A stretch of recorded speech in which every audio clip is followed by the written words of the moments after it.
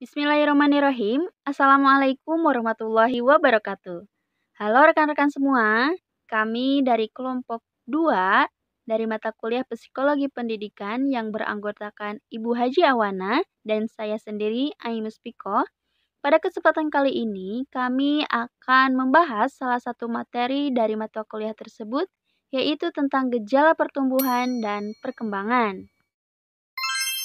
Baik, rekan-rekan, sebelum masuk ke gejala pertumbuhan dan perkembangan, alangkah baiknya kita memahami terlebih dahulu apa yang dimaksud dengan pertumbuhan dan perkembangan. Di sini kami merujuk dari beberapa ahli. Pertama, menurut Dr. Anes E. Usman Effendi dan Dr. Anes Juhaya S. Praja. Beliau mengatakan bahwasanya pertumbuhan itu dapat diartikan sebagai suatu penambahan dalam ukuran bentuk, berat, atau ukuran dimensi daripada tubuh serta bagian-bagiannya. Sedangkan perkembangan ini dimaksudkan atau menunjukkan perubahan-perubahan dalam bentuk atau bagian tubuh dan integrasi berbagai bagian ke dalam suatu kesatuan fungsional bila pertumbuhan itu berlangsung. Dari pendapat lain, yaitu dari Dr. Siti Rahayu Haditono, beliau mengatakan bahwasanya perkembangan menunjukkan suatu proses tertentu, yaitu suatu proses yang menuju ke arah depan.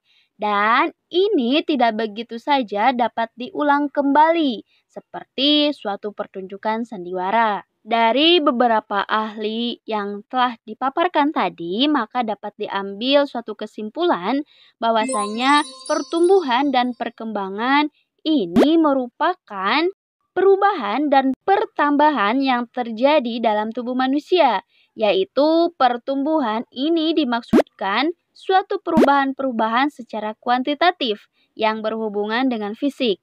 Misalnya, perubahan kecil menjadi besar, perubahan pendek menjadi panjang atau tinggi. Sedangkan yang dimaksud dengan perkembangan adalah perubahan-perubahan yang bersifat kualitatif, yang berkaitan dengan fungsi-fungsi psikis atau kejiwaan, dan juga fisik atau organ tubuh. Contoh dari perkembangan yaitu pengelolaan emosi, kecerdasan, dan juga kematangan. Oke, sekarang kita masuk ke gejala pertumbuhan. Tadi sudah dijelaskan bahwasannya gejala pertumbuhan itu bersifat kuantitatif, yaitu bisa dihitung atau bisa dilihat ukurannya dan juga berhubungan dengan fisik. Namun dalam pertumbuhannya, macam-macam bagian tubuh itu mempunyai perbedaan tempo kecepatan. Umpama saja, pertumbuhan alat-alat kelamin berlangsung paling lambat pada masa kanak-kanak, tapi mengalami percepatan pada masa pubertas. Contoh lain seperti adanya bayi yang usianya baru 9 bulan sudah bisa berjalan dan juga ada yang 15 bulan baru bisa berjalan. Apakah ini normal? Tentu ini masih normal asalkan masih sesuai dengan temponya. Dalam kajian teoritis, gejala pertumbuhan ini dicerminkan dengan perkembangan jiwa seorang. Disistemasikan pada pengelompokan usia sebagai berikut, yaitu pertama ada masa kanak-kanak, yaitu sejak lahir sampai usia 5 tahun. Kemudian ada masa anak umur 6 tahun sampai 12 tahun. Selanjutnya ada masa pubertas pada usia 13 tahun sampai 18 tahun. Ini berlaku untuk anak perempuan. Kemudian untuk anak laki-laki ini sampai umur 22 tahun. Terakhir, ini ada masa adolesen, yaitu sebagai masa transisi ke masa dewasa. Adapun faktor-faktor yang mempengaruhi pertumbuhan adalah pertama, yaitu adalah faktor-faktor sebelum lahir. Misalnya, kekurangan nutrisi pada ibu dan juga janin. Selain itu juga, emosi seorang ibu yang hamil ini dapat mempengaruhi dalam pertumbuhan. Kemudian, faktor ketika lahir. Misalnya, ada pendarahan pada bagian kepala bayi disebabkan oleh tekanan dari dinding rahim ibu sewaktu ia dilahirkan. Terus ada faktor sesudah lahir. Misalnya, kepala bagian dalam terluka karena bayi jatuh, kepala terpukul, kekurangan nutrisi, atau zat makanan dan juga gizi. Kemudian ini yang terakhir yang sering kita jumpai adalah faktor psikologis, di mana bayi ini ditinggalkan oleh kedua orang tuanya atau anak-anak dititipkan kepada orang lain, sehingga mereka kurang sekali mendapatkan perawatan jasmania dan juga cinta kasih. Anak-anak tersebut mengalami kehampaan psikis, sehingga mengakibatkan keterlambatan pertumbuhan pada semua fungsi jasmania, terutama dalam rohaniahnya. Sekarang kita masuk ke gejala perkembangan. Kita kupas lebih dalam lagi bahwasanya perkembangan ialah perubahan-perubahan fisiko dan fisik sebagai hasil dari proses pematangan fungsi-fungsi psikis dan fisik pada anak. Ditunjang oleh faktor lingkungan dan proses belajar dalam waktu tertentu menuju kedewasaan. Setiap gejala perkembangan anak merupakan produk dari kerjasama dan pengaruh timbal balik antara potensialitas hereditas dengan faktor-faktor lingkungan. Adapun faktor-faktor yang mempengaruhi perkembangan yaitu pertama, faktor herediter atau aliran nativisme. Bisa disebut juga bawaan sejak lahir. Anak ini dipengaruhi oleh keturunan, siapa orang tuanya, siapa keluarga besarnya. Sebagai contoh, anak yang terlahir dari keluarga seniman, maka anaknya pun akan berkembang menjadi seniman. Bahkan, menurut aliran ini, pendidikan tidak dapat mengubah sifat-sifat pembawaan tersebut. Yang kedua adalah faktor lingkungan yang menguntungkan atau merugikan, atau bisa disebut sebagai aliran empirisme.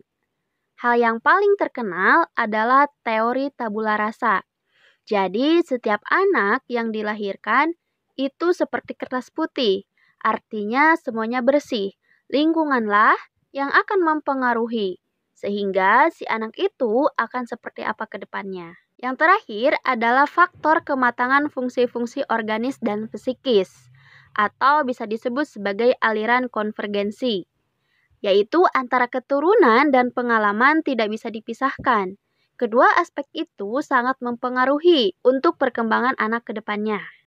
Gejala pertumbuhan dan perkembangan anak menjadi pertimbangan bagi pendidik untuk memberikan bimbingan agar perkembangan anak menuju arah yang baik dan benar.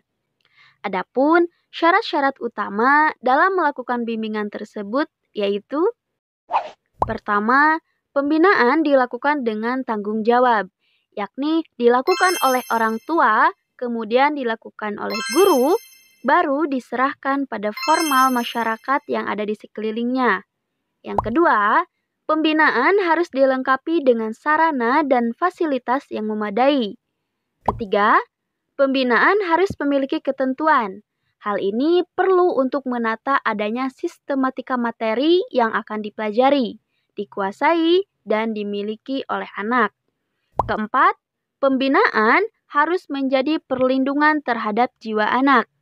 Dan yang terakhir, pembinaan harus mampu menjadi satu organisasi antara pembina, yang dibina, penanggung jawab, serta lingkungan pembinaan. Dalam perkembangan kemampuan anak, ini terbagi ke dalam beberapa bagian. Pertama, ada stadium sensorik motorik. Terjadi dari waktu lahir hingga usia 2 tahun. Tahapan kemampuan pada stadium ini yang dapat dideteksi adalah kemampuan mengenali dan mengingat. Maka, disarankan pada orang tua, pada stadium ini lebih banyak memberi pengalaman tambahan pada anak. Pengulangan pengalaman dengan mengingatkan anak. Kedua, ada stadium praoperasional. Terjadi sekitar 2-7 tahun. Cara berpikir praoperasional sangat memusat. Ia akan memusatkan perhatiannya hanya pada satu dimensi saja dan mengabaikan dimensi-dimensi yang lain. Di samping itu, pada stadium ini, anak memiliki kemampuan meniru dan mampu mendayagunakan imajinasinya. Ketiga, stadium operasional konkret, yaitu dari usia 7-11 tahun. Pada stadium ini, pengalaman kognitif anak berangsur dari dunia fantasi ke dunia nyata. Disarankan untuk bisa membimbing anak dalam kreativitas, mengembangkan keterampilan, dan mendorong keberanian yang positif pada anak. Kemudian yang terakhir yaitu stadium operasional formal. Dimulai dari sejak usia 11 tahun. Pada stadium ini, pengalaman kognitif anak telah kaya dengan pengalaman, baik bersifat konkret maupun abstrak. Memberanikan diri memilah mana yang logis dan mana yang imajinatif. Perkembangan stadium ini harus lebih banyak mendapat perhatian tentang kendali tindakan anak, karena stadium ini beriringan dengan fase pubertas. Baik, rekan-rekan, mungkin hanya itu saja yang dapat kami sampaikan. Kurang dan lebihnya mohon dimaafkan. Wabillahi taufiq wal inayah. Wassalamualaikum warahmatullahi wabarakatuh. Bye.